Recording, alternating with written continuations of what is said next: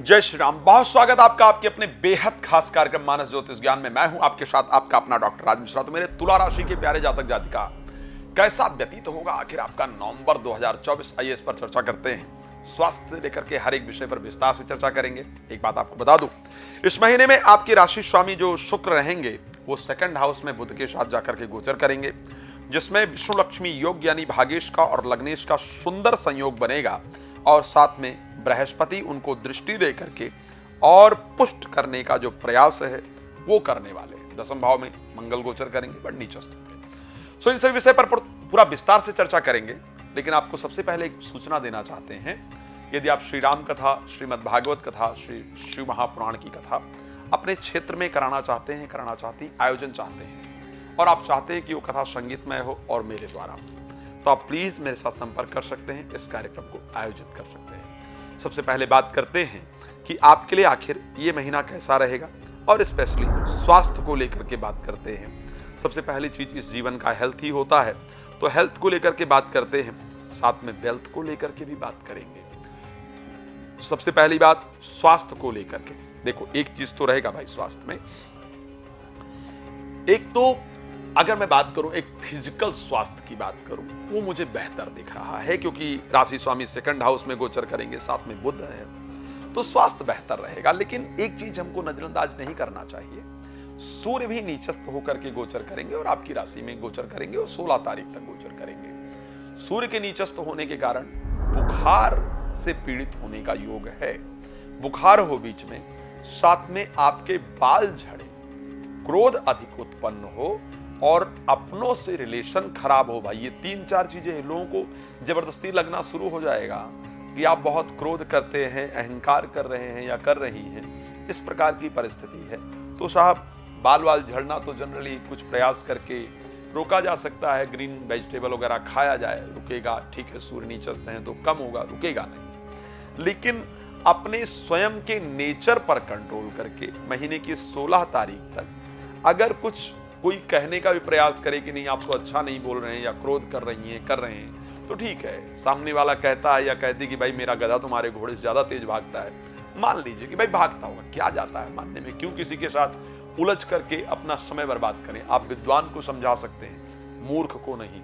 इसलिए मूर्ख के साथ उलझने से अच्छा है कि अपने आप को साइड रखिए, क्रोध करने से बचिए, जिससे कि आपकी परिस्थिति अच्छी रहे।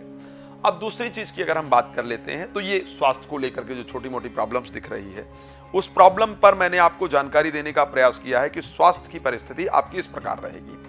लेकिन अगर मैं बात कर लूं धन को लेकर के, एक बड़ा इंपॉर्टेंट पार्ट है कि धन को लेकर आखिर क्या परिस्थिति रहेगी। तो धन को लेकर के, क्योंकि आपके जो सूर्य हैं, लाभेश हैं, वो आ जाएंगे धन भाव में 16 तारीख के बाद। ऑलरेडी शुक्र वहां पर गोचर कर रहे हैं, खैर शुक्र उस टाइम पर चले जाएंगे थर्ड हाउस के अंतर्गत 6 तारीख को। तो आर्थिक परिस्थिति आपकी इस महीने बहुत शानदार रहेगी, इसको ध्यान रखिएगा। आर्थिक परिस्थिति इस महीने आपकी बहुत शानदार रहेगी। एक बात और कहना चाहता हूं, स्वास्थ्य को मैंने बताया ठीक ठाक रहेगी, आर्थिक परिस्थिति अच्छी दिख रही है। इंटरव्यू इत्यादि में यदि इंटरव्यू इत्यादि करना चाहते हैं तो मेरे दृष्टि से उसको 6 तारीख से पहले रखा जाए। 6 तारीख से पहले दिया गया इंटरव्यू आपको सफलता देने वाला ही होगा, इसमें कोई दो राय नहीं है। तो 6 तारीख से पहले आपको इंटरव्यू इत्यादि में जाने की, उसमें अपने आप को सम्मिलित करने की आवश्यकता है। इस समय पर आपका भाग्य चरम सीमा पर आपका साथ दे रहा होगा, तो ऐसे कंडीशन में एक पॉजिटिव रिजल्ट आपको निश्चित रूप से प्राप्त होगा। तो आर्थिक परिस्थिति मुझे शानदार नजर आ रही है, हेल्थ को लेकर के कंडीशन अच्छी नजर आ रही है। अगर हम प्रॉपर्टी से रिलेटेड मामलों की भी बात करें तो इस महीने यदि किसी प्रॉपर्टी पर केस इत्यादि चल रहा है या किसी विवाद इत्यादि में प्रॉपर्टी फंसी है, तो केस इत्यादि सॉल्व होने का, विवाद इत्यादि सॉल्व होने का जो संयोग है वो इस महीने आपकी राशि के अंतर्गत नजर आ रहा है। तो प्रॉपर्टी से रिलेटेड मामले जो है वो भी आपके सॉल्व होंगे और आपको बहुत बेहतरीन रिजल्ट प्राप्त होगा। कुल मिलाकर के अगर मैं एक ओवरऑल एक कंक्लूजन निकालता हूं कि भाई तुला राशि के लिए नवंबर कैसा व्यतीत होगा, तो मेरी दृष्टि से तुला राशि के लिए नवंबर का जो महीना है वो बेहतरीन व्यतीत होगा। बात कर लेते हैं भाई प्रेमी प्रेमिका को लेकर के, प्रेम संबंधों को लेकर के एक बड़ा विषय रहता है कि आखिर प्रेमी प्रेमिका की क्या परिस्थिति होने वाली है, क्या कंडीशन रहेगा। क्योंकि 6 तारीख से पहले जो शनि की दृष्टि है वो जाकर के पड़ेगी शुक्र पर। शुक्र आपकी राशि के स्वामी है, यानी सामने से प्यार का इजहार हो या बहुत दिन से ब्लॉक की हुई प्रेमी प्रेमिका दोबारा आपसे बात करें, या कोई पुराना जिनसे कभी रिलेशन था और छूट गया था वो दोबारा जीवन के अंदर आए और दोबारा बात करने का प्रयास करें, इस प्रकार की परिस्थिति आपकी राशि पूरी तरह से दिखा रही है। संतान को लेकर के भी इस महीने कुछ सुंदर योग नजर आ रहे हैं। संतान से संबंधित चिंताएं भी दूर होती हुई दिख रही हैं। हाँ, एजुकेशन से मन भटके इस महीने, इस प्रकार की कंडीशन दिख रही है। तो भाई पढ़ाई पर ध्यान दीजिए और उसका रीजन होगा आपके कॉन्फिडेंस लेवल का डाउन होना। जीवन साथी को लेकर अगर हम बात करें, जीवन साथी के बिजनेस में, जीवन साथी की नौकरी में उसको अच्छा लाभ मिले, इस प्रकार की परिस्थिति है। लेकिन साथ ही जीवन साथी के क्रोध के कारण आपका मन परेशान रहे, ऐसा भी दिख रहा है। खैर ये सब बहुत विस्तार की चर्चाएं हैं, बहुत सारी बातें करने की आवश्यकता है।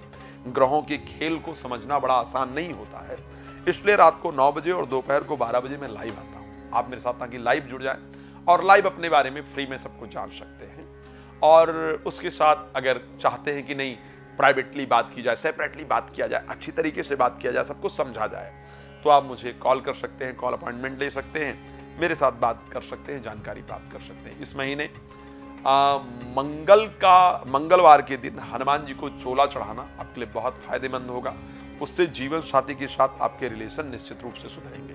भगवान आपको प्रसन्न रखें। इसी शुभकामना के साथ इस कार्यक्रम को विराम देता हूं। आपका जुड़ने के लिए बहुत धन्यवाद। जय श्री राम।